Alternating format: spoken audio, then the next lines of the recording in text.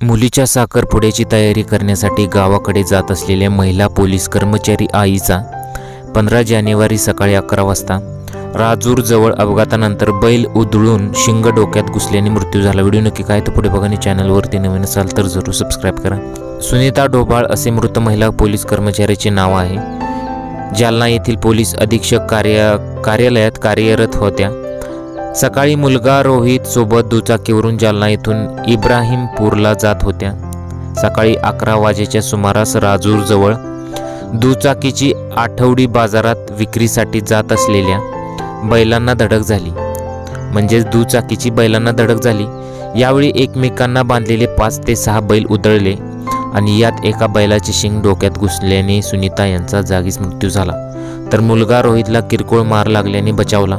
विशेष म्हणजे सुनीता ढोबाळ यांचे पती ईश्वर सिंग हे पोलीस खात्यात कर्मचारी होते, मात्र त्यांचे 10 वर्षापूर्वी आजाराने निधन झाले होते।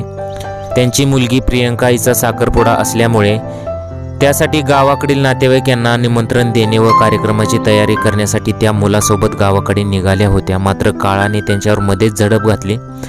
त्यांच्या अपघाती निधनामुळे मात्र बहीण भावाच्या डोक्यावरील वडिलांनंतर आईचे देखील छत्र हिरावले आहे।